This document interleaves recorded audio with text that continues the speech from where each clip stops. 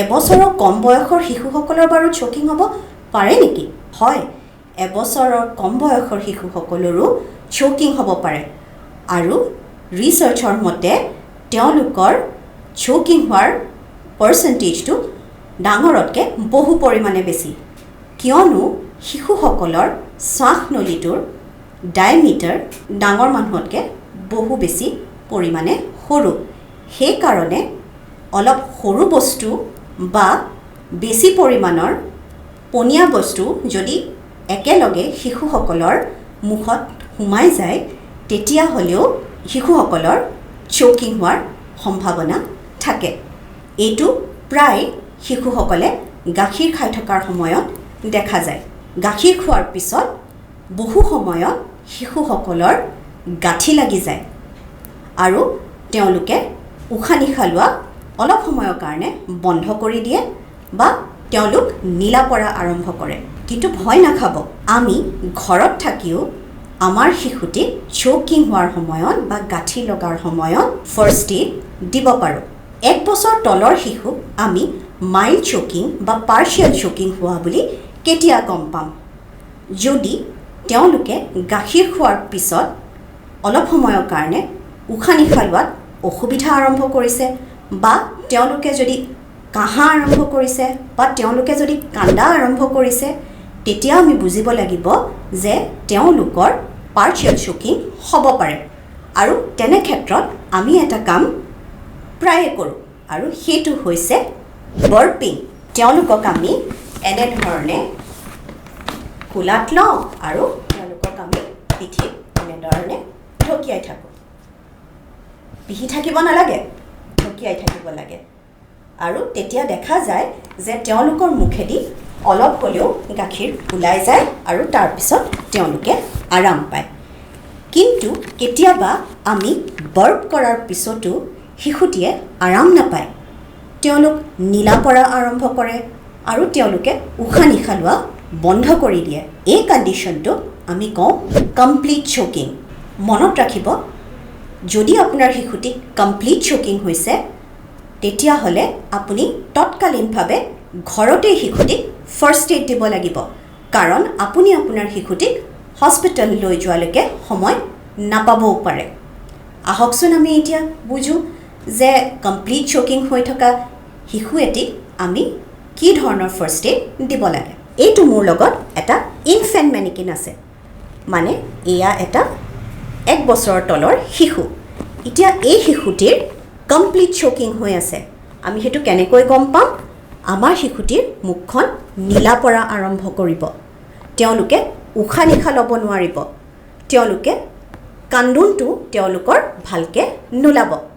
আমি আমাৰ কণমানি শিশুটিক লৈ চকীত বহিব লাগিব, আমি শিশুটিক ওলটা কৰি দিব লাগিব।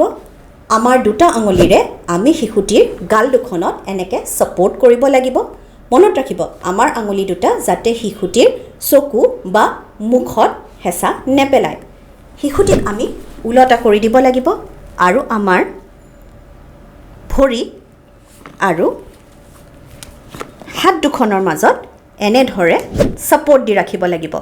মনত ৰাখিব, আপোনাৰ হাতখন যাতে আপোনাৰ শিশুটিৰ ভৰি দুখনৰ মাজত থাকে আৰু এনেধৰণে আপুনি আপোনাৰ শিশুটিক ভালদৰে ছাপোৰ্ট কৰি ৰাখে।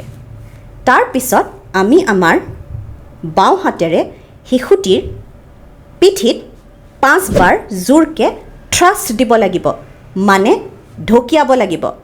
মনত ৰাখিব, জোৰকৈ ঢকিয়াব লাগিব, কাৰণ সেইখিনি সময়ত আপোনাৰ শিশুটি প্ৰাণ ৰক্ষা কৰাটোৱে হৈছে আপোনাৰ প্ৰথম দায়িত্ব। চাওকচোন, এনেধৰণে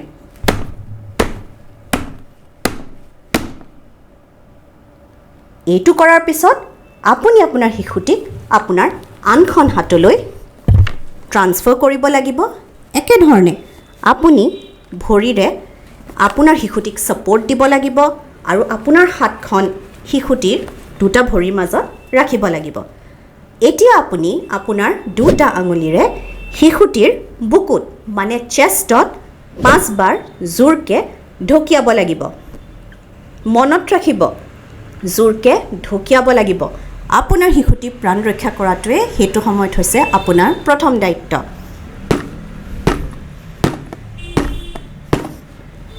আকৌ পুনৰবাৰ আমি একেটা প্ৰচেছকে ৰিপিট কৰিম চাওকচোন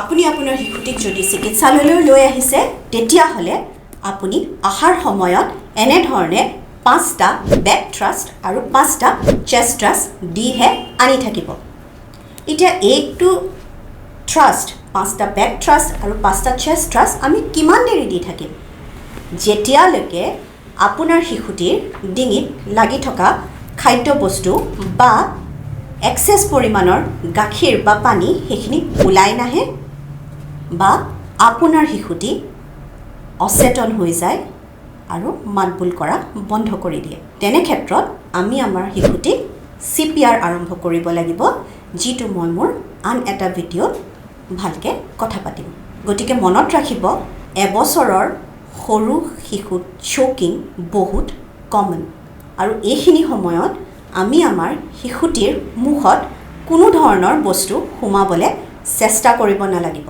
আমি অভিভাৱক হিচাপে এইখিনি সময়ত খুব প্যানিক হৈ যাওঁ আমি বুজি নাপাওঁ যে এইখিনি সময়ত আমি কি কৰিব লাগে গতিকে এই ভিডিঅ'টোত মই যিখিনি ফাৰ্ষ্ট এইড আপোনালোকক শিকালোঁ সেইখিনি আপোনালোকে তৎকালীনভাৱে আপোনাৰ শিশুটিৰ লগত প্ৰয়োগ কৰিব কাৰণ সেইখিনি সময়ত আপোনাৰ শিশুটিক বচোৱাৰ দায়িত্বটো আপোনাৰ থাকে আৰু মনত ৰাখিব পাৰ্চিয়েল চকিঙে হওক বা কমপ্লিট চকিঙে হওক আপুনি আপোনাৰ শিশুটিক চিকিৎসালয় আনিবলৈ পাহৰি নাযাব যদি আপোনালোকে এই ভিডিঅ'টো ইনফৰ্মেটিভ পাইছে তেতিয়াহ'লে এই ভিডিঅ'টো আপোনালোকে লাইক কৰক আৰু শ্বেয়াৰ কৰক যাতে প্ৰতিজন মানুহে চকিঙৰ সময়ত কেনেধৰণৰ ফাৰ্ষ্ট এইড দিব লাগে সেইটোৰ বিষয়ে সজাগ হয় সুস্থ থাকক সজাগ থাকক